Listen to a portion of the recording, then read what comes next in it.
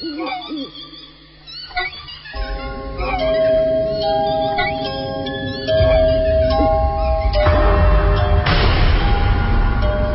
muda, sudah siapkah kamu? Lengser wengi, sliramu dumake sirmo. Aja tangi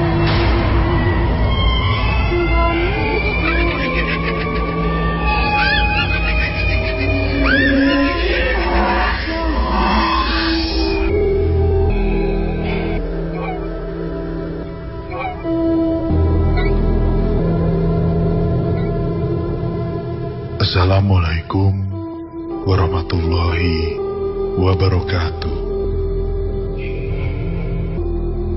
Setelah absen bertemu selama seminggu ini, semoga kamu tidak kurang satu apapun dan selalu dilindungi oleh Tuhan Yang Maha Esa. Bagaimana insan muda? Apakah kamu mengalami hal-hal menarik atau mungkin menyeramkan dengan mereka, para penghuni alam lain? Apabila jawabannya adalah iya, maka kamu termasuk salah satu orang yang beruntung. Karena tahukah kamu, kalau tidak semua umat manusia punya kesempatan untuk bertemu atau bahkan berinteraksi dengan mereka. Namun, apabila kamu penasaran untuk bisa bertemu dengan mereka, kami akan memberitahu tempat-tempat yang memang disukai oleh makhluk halus untuk mereka tinggali. Konon, yang pertama adalah rumah atau ruangan yang lama tidak ditinggali oleh manusia. Biasanya, selain rumah kosong atau tua, kamar yang ada di rumah kamu dan lama tidak dipakai juga memungkinkan untuk mereka tinggali. Silahkan untuk mencobanya langsung setelah ini berakhir, insan muda. Tempat lainnya adalah kamar mandi atau tempat-tempat yang lembab. Mereka sangat menyukai sekali tempat ini.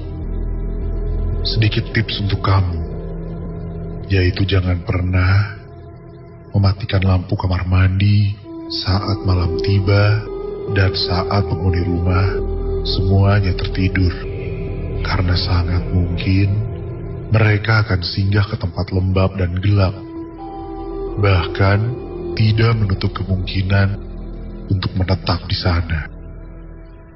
Berhati-hatilah insan muda. Selanjutnya adalah gedung sekolah atau bekas gedung sekolah. Ini adalah salah satu tempat favorit mereka. Bahkan sejumlah teori menjelaskan gedung sekolah atau bekas gedung sekolah umumnya memiliki semacam energi cenayang yang menarik bagi kebanyakan makhluk halus. Masih ada beberapa tempat lagi yang merupakan tempat favorit untuk mereka tinggali. Ingin tahu? Jangan lewatkan sedikit pun edisi malam hari ini.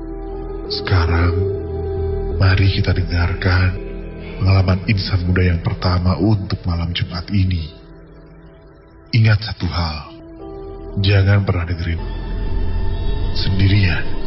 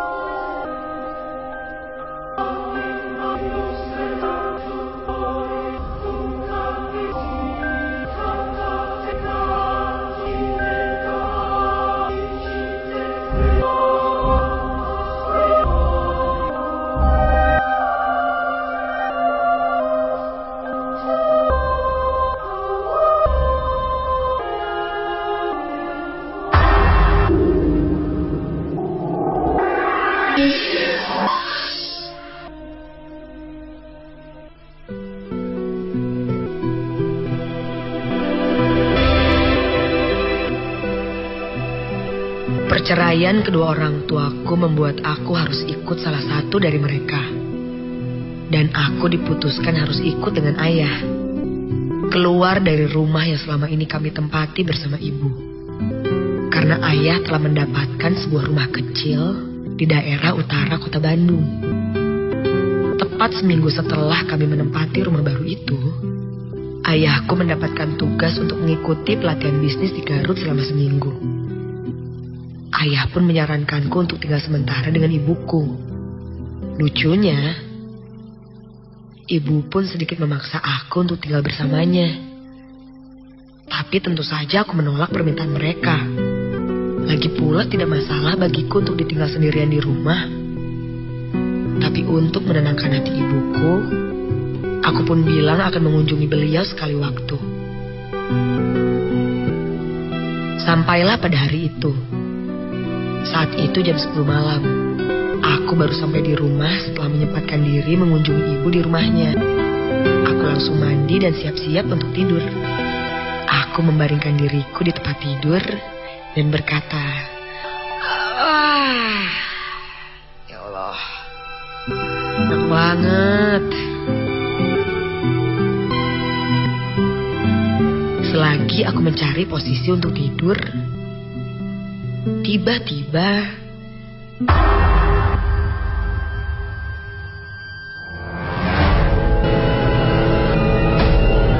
aku mendengar sayup-sayup ada suara aneh. Suara seperti wanita yang sedang bernafas dengan sesak. Dan suara itu berasal dari luar rumahku. Aku membuka jendela, melihat keluar. Tapi tidak ada siapa-siapa. Mungkin itu tetanggaku, pikirku dalam hati. Aku langsung kembali ke tempat tidur untuk meneruskan tidurku. Tapi sebelum aku sampai ke tempat tidur, terdengar lagi suara yang sama. Tapi kali ini suara itu muncul dari dalam kamarku.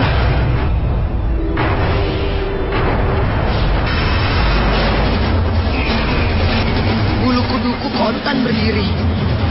Aku melihat ke sekelilingku, mencari sumber suara itu. Tapi tidak kutemukan. Astagfirullahaladzim. Aku sangat terkejut ketika suara nafas itu berubah menjadi suara cekikikan seorang wanita. Yang suaranya berpindah-pindah dari kiri ke kanan, lalu ke belakang, seperti memutariku. Aku loncat ke tempat tidur dan menutupi badanku dengan selimut. Suara cekikan itu semakin lama semakin pelan dan semakin jauh. Kupikir apapun itu, dia sudah menjauh dari kamarku. Dan ketika aku buka selimutku,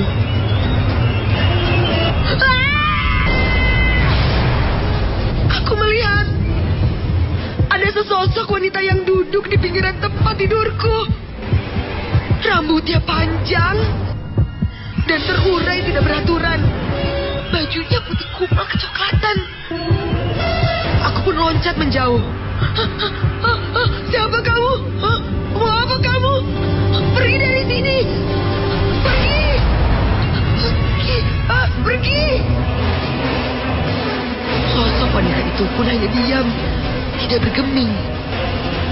Aku tidak bisa keluar kamar karena wanita itu duduk menghadap ke arah pintu keluar.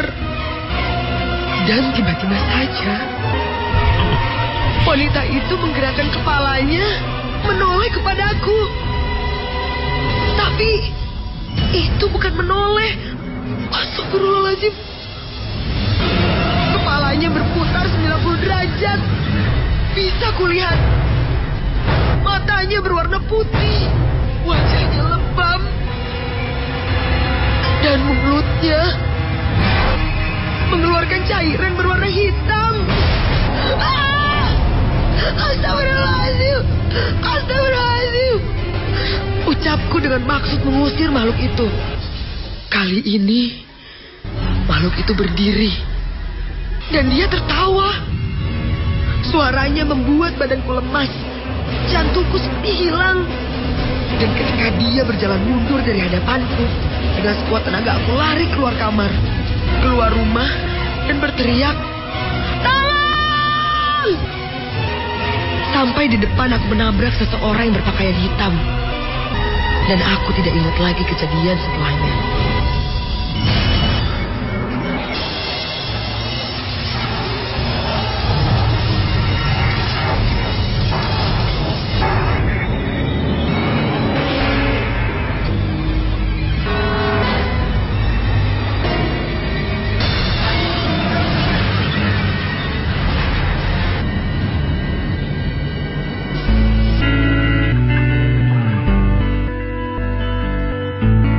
Pagi harinya aku terbangun di tempat tidurku. Banyak orang yang mengelilingiku. Karena aku orang baru di daerah itu, aku tidak mengenal satupun dari mereka. Tapi satu sosok yang aku kenal, itu ayahku. Aku pun bangun dan segera memeluk ayahku. Ayahku bertanya, Kamu kenapa? aku tidak bisa menjawab pertanyaan itu. Aku terus menangis dan tidak melepas pelukanku dari ayahku. Menurut warga setempat, kabarnya aku berteriak-teriak keliling kampung minta tolong. Warga sebetulnya sudah keluar dari rumahnya, tapi katanya seperti yang tidak melihat siapa-siapa. Aku terus berlari dan akhirnya menabrak ayahku yang baru turun dari travel. Aku pun heran. Baru sebentar ayahku pergi, kok sudah pulang lagi?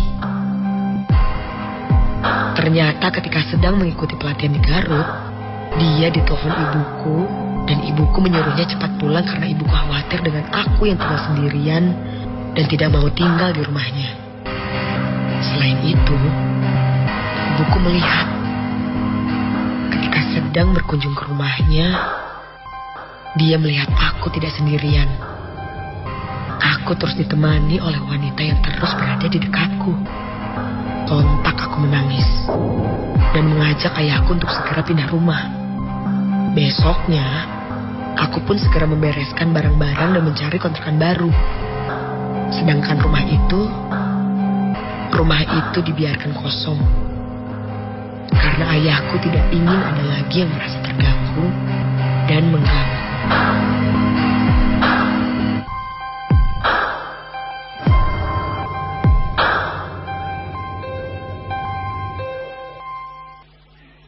Assalamualaikum warahmatullahi wabarakatuh. Insan muda, selamat malam. Dan sekarang malam hari ini seperti biasa setiap 2 minggu sekali mendatangi tempat-tempat di Bandung yang memang ternyata terdapat sesuatu hal yang mungkin tidak bisa dijelaskan dengan akal sehat. Dan sekarang sudah berada di sekitaran Jalan Tamblong, di salah satu bangunan tepatnya, di mana di sini menurut cerita dari orang-orang yang ada di sini, di tempat ini sering terjadi hal-hal yang memang bisa dibilang sedikit misteri, ya. Dan dari bangunannya sendiri ternyata ini baru dipakai sekitar 3 tahunan, dan sebelumnya adalah bangunan yang kosong, bangunan kosong sekali. Dan ini baru ditempati sekitar 2009 sampai sekarang. Berarti ini baru 3 tahun aja. Dan ternyata dari 3 tahun itu banyak sekali hal-hal aneh yang terjadi di tempat ini. Dan sekarang Dimas sudah bareng sama salah satu dari yang pernah tinggal di sini, ya Pak ya. Dengan Bapak siapa? Bapak Itno. Oke, Bapak Itno, bisa ceritain sedikit nggak pengalaman yang pernah Bapak alami di tempat ini? Pertama saya tidur di sini gitu Pak ya, karena saya nggak punya kontrakan gitu ya, jadi saya disuruh tinggal di sini gitu, di lantai 3 Pak. Nah di lantai 3 itu pas saya masih berbaring-baring, terlihat itu ada seperti bayangan itu besar, tapi itu jelas gitu, tapi nyamuk gitu, berbentuk nyamuk gitu. Banyak gitu ya Pak? Banyak tapi manusia gitu, jalan tapi tidak ada matanya, jadi dia jalan itu melewatin kaki saya. Setelah kena kaki saya itu langsung kedinginan itu, tulang semuanya itu. Sampai saya direbusin air ya. Itu yang pertama kali kejadian di sini gitu. Setelah itu keduanya, waktu saya ngontrol ke belakang, saya mau buang air kecil, setelah jam 1:30 malam itu, pagi, 1:30 pagi. Nah, setelah itu, setelah buang air kecil, kok yang toilet yang sebelahnya itu kok, apa namanya? Ada yang buang air kecil, tapi kok lama gitu, besar sekali tuh gitu. Iya, saya lari memanggil rekan saya gitu. Nah, setelah itu pas kita lihat berdua, kita dobrak itu pintu, ternyata tidak ada orangnya gitu. Yang ketiganya itu Pak, saya di belakang jalan itu ada anak kecil ngikutin saya terus saja itu sampai ke gerbang lagi ya. Setelah itu saya menjerit karena kita nggak kuat ya mengalami, karena itu kan beda ya, makhluk lain itu, bukan makhluk. Itu kecil sama tapi pendek dia, hanya sedengkul lah, 1 dengkul ini Pak. Gitu. Ya, mungkin selanjutnya juga ada Pak Aep ya. Oke. Kalau Pak Aep sendiri, apa yang pernah Pak Aep alamin? Yang pernah saya alami waktu saya pulang kerja, karena saya tidur di gedung ini, pas pulang mau kerja jam 1:30 itu, pas malam Jumat, 1:30 malam, pulang kerja mau ke kamar mandi, kok ada orang yang terentang, kakinya panjang banget dan rambut panjang gitu. Saya kaget banget gitu pas gitu saya gimana ya, langsung lari ke depan gitu. Minta cari bantuan, orangnya pada takut semua. Yang pertama itu cewek Pak ya? Cewek, iya. Rambutnya panjang banget, gimana, tinggi pokoknya, sambil duduk terentang di pas tangga.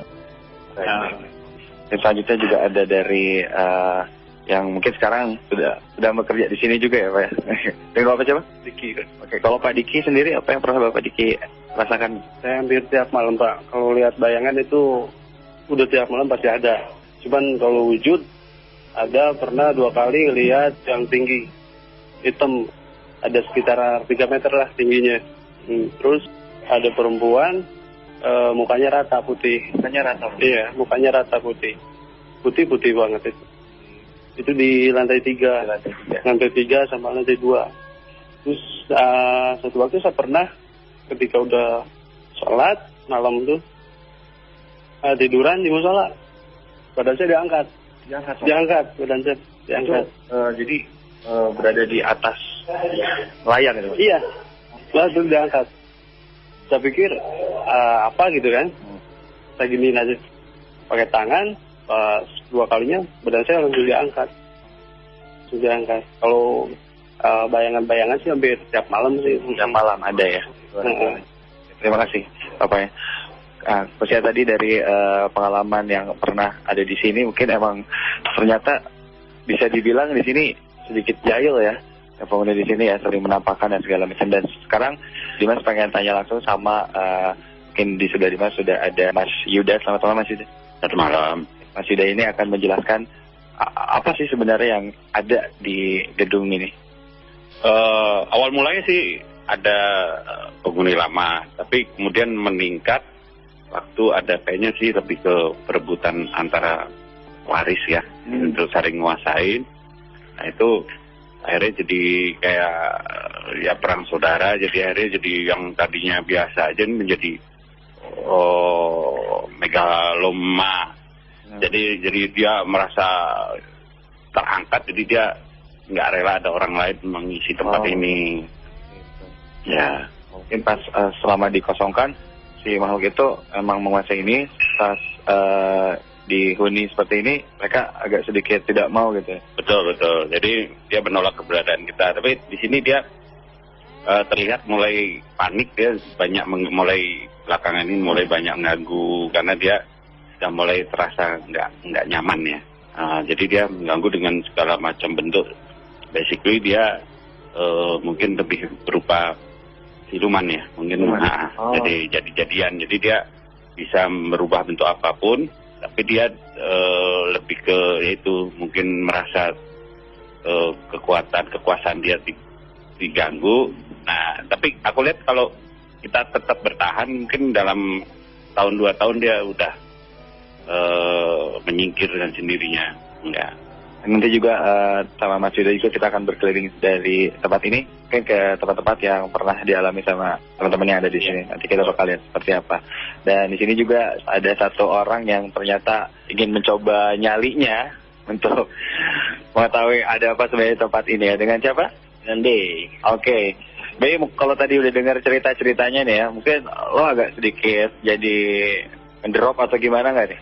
Buat ujinya nih. Kalau ngedrop ya pertama dengar pengalaman dari yang bapak-bapak di sini ya sempet lah dikit. Cuman kalau misalkan penasaran banget sih ya pengen penasaran banget dengar ceritanya. Terus ya udah coba deh. Coba ya. Nanti B bakalan uji nyali di sini. Oke, siap, brother. Siapin dulu. Oke. Bismillah dulu ya. Oke, Mas Yuda nanti kita langsung jalan-jalan sekarang. Oke, kita bakal keliling. Jadi Insan Muda tetap dengerin, nanti habis ini bakalan kasih live report lagi seperti apa tempat di Jalan Lembong ini, di gedung ini, dan seperti apa nanti dalamnya, mungkinkah ada sesuatunya, kejadian aneh, nanti kita bakal lihat. Tapi sekarang kemudian silakan mendengarkan cerita kedua malam hari.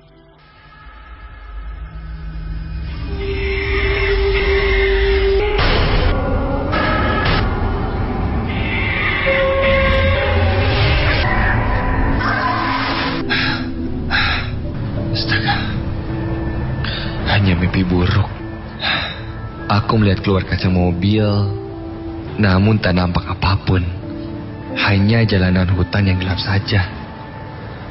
Perjalanan masih sangat jauh menuju Bandung. Teman-temanku nampak kecapean semua. Itu wajar saja karena tadi seharian kami membantu korban Merapi di Yogyakarta, memberikan bantuan sandang dan pangan. Aku bersama temanku Ical, Rian, Devi, dan Domi mewakili kampusku pergi ke sana dengan mengendarai sebuah mobil sewaan. Aku melihat lagi keluar. Kali ini aku melihat pelang jalan menunjukkan bahwa kita memasuki daerah Wates.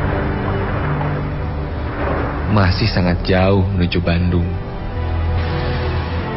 Aku menawarkan gantian menyetir mobil dengan Domi. Tapi Domi tersenyum dan menolak. Perjalanan pun terus berlalu. Dan aku baru sadar di Jalan Wates itu hanya mobil kita saja yang melintas. Dari kecepatan 80 km per jam, tiba-tiba Domi melambat ketika melihat jalan di depan bercabang. Domi lantas memintaku membangunkan yang lain. Domi menepi ke pinggir, mencoba membuka peta. Kami semua juga jadi bingung. Pasalnya, di peta tidak ada jalan bercabang seperti ini. Aku juga ingat, tadi pas pergi, sepertinya tidak melewati jalan seperti ini. Jalan bercabang yang di tengahnya terdapat gardu listrik. Aneh. Tiba-tiba saja, Ical yang memang sedikit sensitif dengan hal-hal gaib bilang, tabrak saja gardunya. Hah? Kontan Domi menolak. Tabrak apa? Jelas-jelas itu pilihannya kiri atau kanan. Kami semua sempat beradu argumen. Sampai akhirnya Ical berhasil meyakinkan kami semua untuk menabrak gardu listrik itu. Domi memajukan mobil sewaan itu perlahan sampai tepat di depan gardu. Bismillahirrahmanirrahim. Domi menabrakkan mobil ke gardu dan astaga, kami kembali ke jalan yang lurus. Serentak, bulu kuduk kami merinding. Rasa kantuk yang tadi ada lenyap seketika. Hal yang tak masuk akal. Untuk mencairkan suasana, aku mencoba mencari remote berniat menyalakan CD. Ketika sedang mencari-cari, tak sengaja Aku melihat keluar jendela dan... Astaga! Aku melihat satu sosok wanita dengan baju yang kumal, kotor, rambutnya gimbal berantakan dan wajahnya tak beraturan. Sontak aku langsung membuang muka. Domi langsung bertanya histeris, tapi aku tak memberitahu sampai kami semua sedikit tenang. Ya, kami semua sedikit tenang ketika terlihat ada lampu mobil lain di belakang kami. Merasa tak sendiri, kami semua membahas kejadian tadi. Aku lalu bilang apa yang baru saja aku lihat tadi. Ical nampak tidak heran. Dan obrolan kami terhenti ketika mobil di belakang kami memberi lampu dim terus. Devi lalu bilang ke Domi agar memberi jalan karena lampu dimnya sangat mengganggu. Domi pun memberi jalan. Mobil itu mulai menyalip dan sekarang berada di sebelah mobil kami. Lalu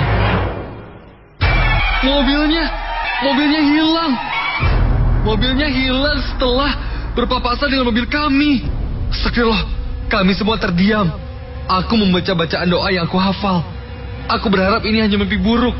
Dan tiba-tiba Itu ada cewek. Devi berteriak histeris dan terus bilang bahwa tadi dia lihat seorang perempuan. Astaga, suasana jadi tegang. Dan belum selesai Devi menjelaskan apa yang dia lihat tadi, kelabat putih lewat melayang di depan mobil kami. Domi menancap gasnya. Namun tak kenapa tenaga mobil ini tidak mau naik, tetap bertahan di 40. Semakin digas, tenaganya malah semakin turun, sampai akhirnya tanda lampu overheat menyala dan mobil kami berhenti. Mobil kami berhenti tepat di sebelah rel kereta api. Domi, buruan nyalain lagi mobilnya. Domi. Astagfirullahaladzim. Ya Allah, tolong ya Allah. Kami semua berdoa. Aku sudah melihat Devi pingsan. Rian berusaha bangunkan Devi. Takutnya Devi kemasukan. Domi masih terus berusaha untuk menyalakan mobil. Aku melihat Ical melihat-lihat ke sekeliling dan tiba-tiba saja terdengar. Astaga, terdengar suara kereta api. Aku pun langsung melihat ke sekeliling tapi tidak ada tanda-tanda apapun. Bahkan lampu dari kereta api pun tidak ada. Suara itu semakin mendekat hingga kereta itu terdengar jelas melewati kami. Tapi kereta itu tidak ada. Jantungku seakan lepas. Napasku tidak terkontrol. Aku, Domi, Ical, Rian terdiam tak percaya.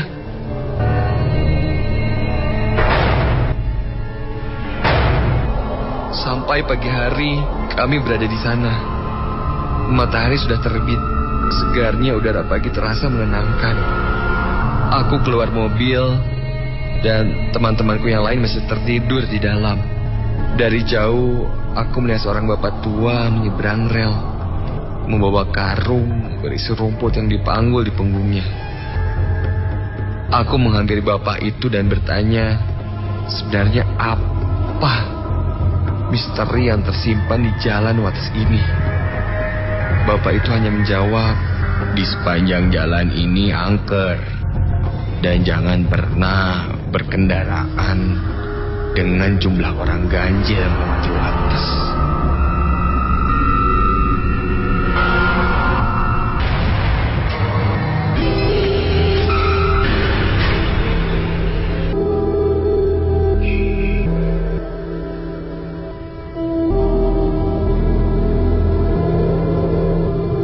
Selamat malam Jumat dan selamat bergabung lagi. Sekarang, sebelum kita mendengarkan satu pengalaman lagi, kita teruskan cerita tentang tempat yang sering dijadikan berdiamnya makhluk halus. Gedung teater. Tempat ini adalah salah satu tempat yang disenangi juga oleh mereka. Alasannya adalah emosi dan ritual para aktor. Berikut musik serta bunyian yang dimainkan dalam gedung itu ternyata cenderung mengundang mereka untuk betah tinggal di dalamnya. Bangunan lainnya adalah hotel, motel, atau tempat penginapan. Di tempat ini banyak orang singgah dengan berbagai kepentingan mereka. Hal ini rupanya menjadi daya tarik tersendiri bagi kekuatan halus untuk berdiam di sana. Itulah insan muda. Beberapa tempat yang konon menjadi tempat favorit bagi para makhluk halus untuk tinggal dan berdiam diri. Kalau kamu tidak percaya, silahkan untuk mencobanya sendiri, datang dan berdiam diri di sana.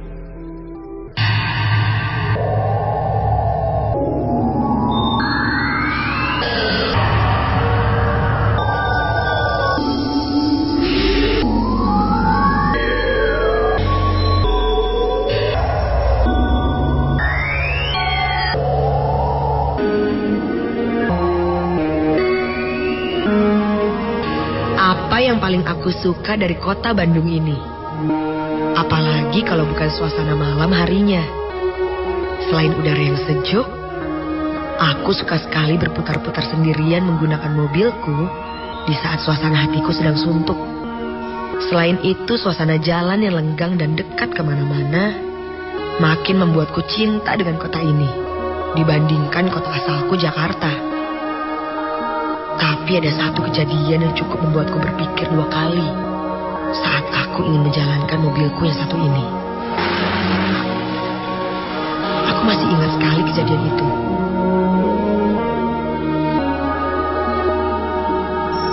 Malam itu aku bertengkar dengan pacarku di telepon.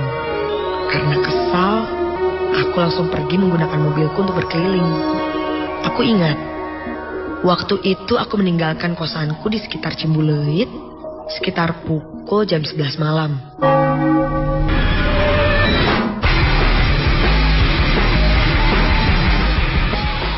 Sepanjang jalan, aku memutar musik keras-keras dan menangis sekencang-kencangnya. Saat aku berhenti di perempatan besar di bawah flyover di daerah Ciamplas, aku dikagetkan dengan kemunculan sosok nenek-nenek yang minta-minta. Aku kaget karena nenek itu muncul seketika tanpa kulihat dia muncul dari arah mana. Dia mengetuk kaca mobilku dengan kencang sekali. Mungkin hampir seperti menggedor kaca mobilku. Dia setengah berteriak. Yang ku dengar adalah suara dia yang meminta aku membuka kaca mobilku. Ya Tuhan, aku takut sekali.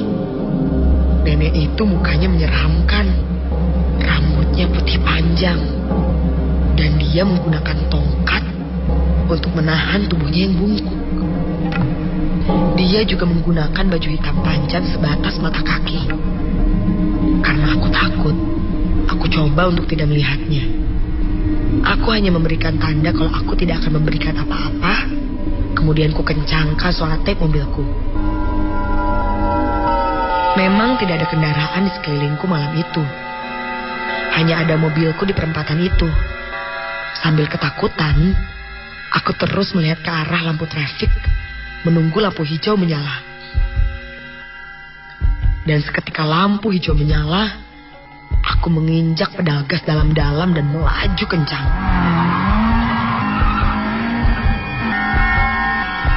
500 meter dari perempatan itu, aku mengerem mendadak mobilku. Karena aku tiba-tiba melihat sosok nenek yang tadi terlihat di perempatan di belakangku. Karena terlambat, aku menabraknya.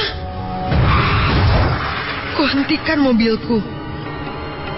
Tapi aku tidak berani keluar. Aku hanya terdiam ketakutan.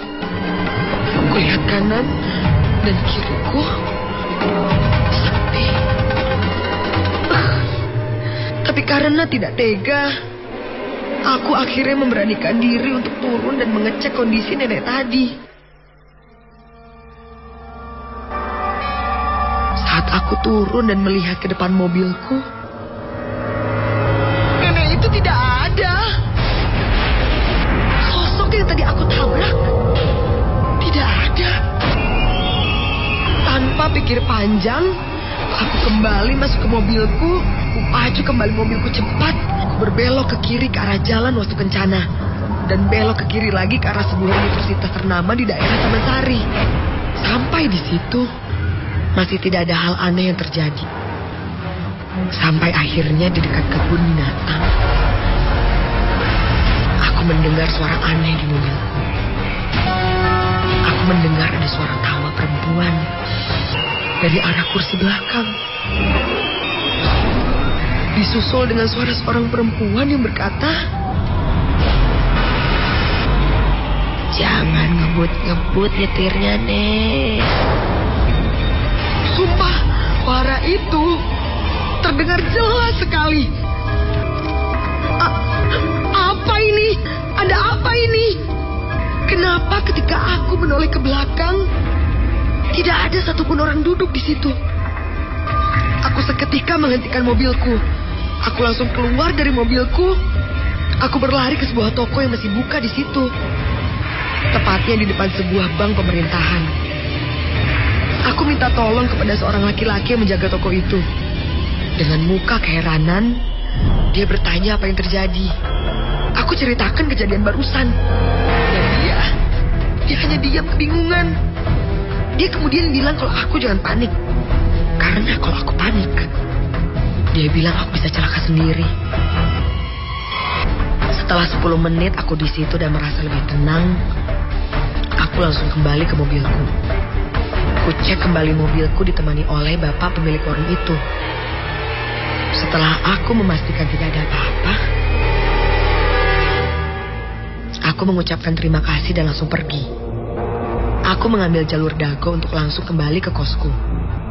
Selain karena lebih terang, Dago juga lebih ramai. Karena takut, aku lupa menyalakan tip mobilku. Dan saat aku berada di simpang Dago menunggu lampu merah, aku melihat ke kaca spion. Dan aku langsung terdiam. Karena di spionku, aku melihat sosok nenek itu lagi. Sekarang dia tidak berbicara apapun. Dia hanya melihatku melalui kaca spion. Aku langsung menutup mataku. Aku berteriak, "Pergi! Pergi!" Aku bilang, "Pergi! Jangan ganggu aku! Pergi! Apa sih salahku? Hah? Pergi! Pergi!"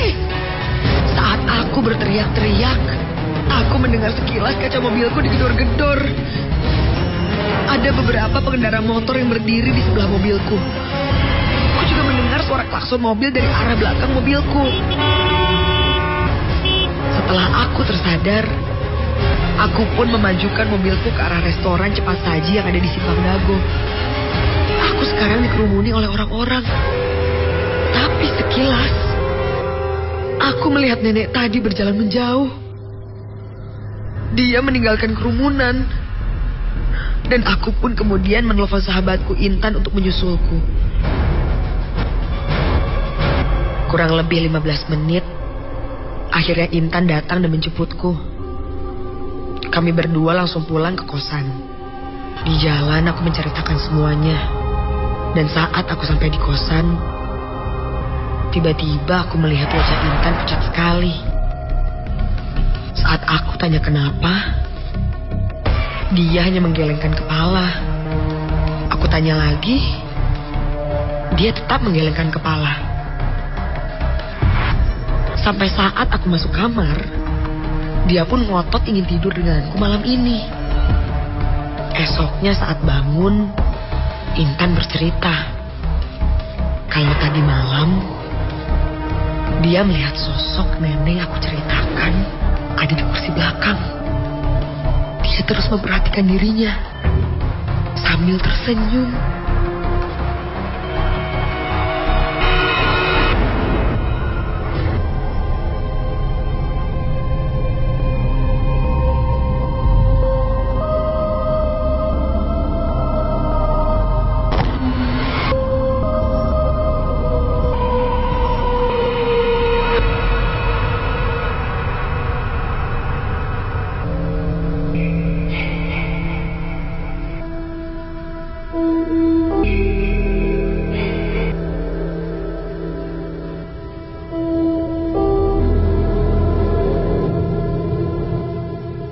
tadi, informasi tentang mitos tempat tinggal makhluk halus dan 3 pengalaman dari insan muda di episode malam Jumat ini. Kita bertemu lagi malam Jumat berikutnya. Pamit. Dan jangan pernah lupakan satu pesan kami insan muda, untuk tidak mendengarkan sendirian.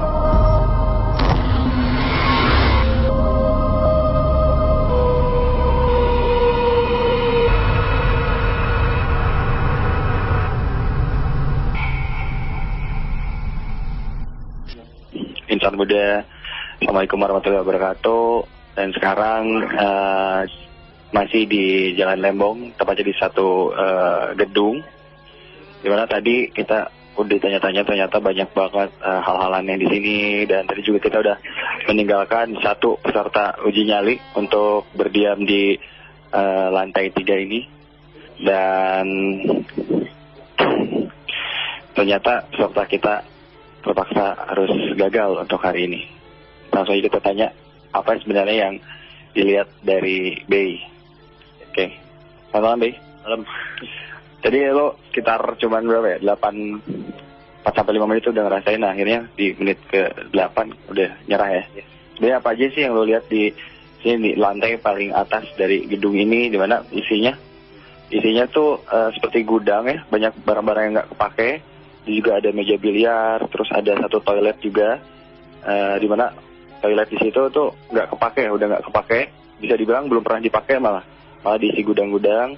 Dan sempat juga di dalamnya itu ada satu guci, di mana gucinya itu katanya sering terlihat ada rokok lah di situ, ada telur, ada beras segala macam, kayak buat suguhan gitu mungkin.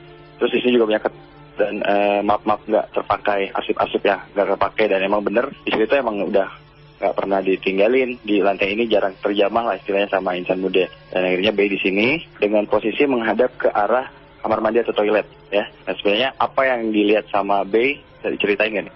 Jadi pas awal ditinggal masih belum rasa apa-apa. Udah pas sudah nggak ada suara lagi teman-teman tadi, ini sama-sama masih biasa aja, masih biasa. Terus berikutnya di depan yang saya arah hadap itu kan toilet. Kan emang nggak ada penerangan sama sekali ataupun pantulan cahaya ya di situ. Saya lihat, udah itu bayangan gede banget. Saya sempat melotot, tapi nggak ngedip gitu. Saya ngajar gimana? Saya nyadar itu handphone gitar aja. Udah itu pertama, udah biasa. Udah gitu, suara banyak banget. Ada suara kayak apa ya? Mungkin hantungan biasa gitu, sering gitu. Terus sama yang gede banget, kedengar banget tuh suara buka pintu. Suara buka pintu, padahal saya tanya tadi, yang tadi Bapak bilang nggak ada pintu gitu di sini semua ke bawah, nggak ada pintu. Kopi itu gede banget. Udah, terus pas saya lagi nunduk aja biasa, lagi nyariin rokok gitu ya, di depan banget itu ngelewat, pintas. Udah, lihat ke belakang, nggak ada pantulan sama sekali, nggak ada. Udah, terus kedua kali muncul lagi yang di WC itu muncul lagi, bayangan lagi, gede lagi, tutup. Terus yang terakhir, yang udah saya terakhir banget, di belakang punggung saya, beda punggung saya udah nggak kuat di situ, udah nggak kuat. Pas lihat ini udah kayak ada yang nahan, yang udah sama sekali, nahan doang di belakang gitu, nahan. Mau berdiri juga nggak bisa gitu, ya rekam lah biasa gitu, udah nahan. Ya udah di situ depan muncul lagi, udah depan masih ada lagi, jadi saya stop, udah situ udah ini banget. Bayangan hitam aja sih itu yang paling ininya. Padahal sebenarnya ya nampakin enggak, cuman anehnya gitu, nutup langsung gelap gitu, hitam gitu, langsung gelap hitam semua itu dari situ. Tanya aja sama Mas Yuda, di lantai ini mungkin tadi juga Mas Yuda sempat bilang ini adalah sentralnya ya, pusatnya mungkin dari beberapa makhluk. Dan dia juga ada beberapa pengalaman di makhluk yang besar, bayangan hitam itu. Dan B juga tadi serta uji nyali kita itu lihat juga hal yang sama. Itu bisa dijelaskan seperti apa nih? Jadi memang sesuai perkiraan kita bahwa kita hanya batasin jangan sampai terlalu mendekat. Jadi supaya kita hanya dapat visi dan rasa ya atmosfernya. Ternyata dapat. Nah itu memang yang di muka dia, di lorong di depan dia itu memang akses ya, jalan mungkin ya, jalan keluar masuknya dari belakang sana. Jadi itu lebih merupakan bentuk kayak siluman ular sesuai visi kita. Jadi dia itu berusaha berdiri. Nah itu yang dia lihat. Jadi kondisinya ya gitu. Jadi dia biasanya jalannya gitu merayap gitu ya, tapi nggak nempel lantai, dia nggak ngambang gitu. Nah, dia berusaha berdiri untuk ya mungkin mau menunjukkan kebetulan kita batasin hanya dia bayangan. Tapi kalau mungkin kita nggak batasin, dia lebih intervensinya lebih kuat. Ya bisa lumayan. Sama seperti tadi kita Insan Muda juga kita udah ke bawah nih, sempat ke ruangan belakang itu ada beberapa ruangan, juga ada dapur, kamar mandi, dan ada kolam ikan. Yang katanya menurut pengalaman dari yang tinggal sini tuh ikan itu sering hilang. Ya, mungkin tadi juga ada yang pernah ngalamin melihat satu cewek yang kakinya panjang, terus segalanya panjang itu di situ. Dan itu juga adalah siluman ular itu ya, Pak? Betul. Jadi ikan itu mungkin snack buat dia, ya, makanan kayak gitulah. Emang hilang diambil? Ya, jadi semacam snacknya aja lah, bukan menu utama. Jadi dia lebih gangguan, dia meneror orang dengan dia takut, orang yang takut tuh, jadi dia dapat santapan utama dia. Dan memang cenderung senang sesuatu yang humidity-nya tinggi, ya, kelembapannya tinggi. Iya, memang di belakang memang lembab sekali. Ya. Oke, mungkin terakhir nih, ada pesan nggak mungkin untuk yang tinggal di sini, mungkin harus seperti apa pada ya yang ada di sini juga gitu. Ya, kita nggak bisa usir, tapi kita batasi ruang geraknya aja. Jadi dia akses ke setengah dari lahan ini kita clearkan, sisanya dia biarkan di situ. Karena kalau dia kita tutup akses, dia malah tindakannya lebih ekstrim lagi dia, gitu ya. Ya, juga pernah sempat dengar daerah sini tuh adalah ini ya apa kayak jalur gitu ya. Betul, secara tradisional dari dulu itu jalur, jadi dia range wilayah dia bergeraknya tuh 5 kilo square ya. Jadi dia itu saya lihat dari Sungai Cikapundung lah ininya. Ya, Sumur Bandung lah situ di situ. Ya, betul. Mereka jalurnya. Ya, jalurnya. Memang di sini mungkin simbolannya adalah penunggu utamanya adalah siluman ular itu ya, Pak. Ya. Yang bisa berubah jadi apapun itu. Entahkah itu mungkin yang dilihat tadi wanita itu, misalnya bayangan itu memang ternyata berasal dari siluman. Betul. Ya, solusinya adalah mungkin sudah dibatasi juga range-nya, karena kita juga tidak mungkin bisa untuk meniadakan mungkin ya, Pak ya. Karena memang takutnya lebih ekstrim lagi. Jadi kita batasin, ya sesuai wilayah kita, ya masuk wilayah lain sih, terserah juga. Siap. Terima kasih, ya. Mas Yuda. Terima kasih. Ya. Terima kasih juga, Bey. Bey, akhirnya ya. Bisa melihat, Bey? Bisa melihat juga ya. Penasarannya udah hilang. Penasaran udah hilang ya. Oke, terima kasih, Bey. Jadi Insan Muda sekali lagi memang di tempat kita memang selalu ada hal-hal yang tidak bisa dijelaskan oleh akal, tapi semua itu bisa berjalan beriringan kalau misalnya kita juga tidak saling mengganggu dan kita juga saling menghormati antar makhluk-makhluk yang ada di lingkungan kita juga. Oke, terima kasih juga untuk warga-warga di sini. Terima kasih untuk tempatnya di Jalan Amblong ini, di Mas Pamit. Dan ingat, jangan pernah dengerin sendirian. Assalamualaikum warahmatullahi wabarakatuh.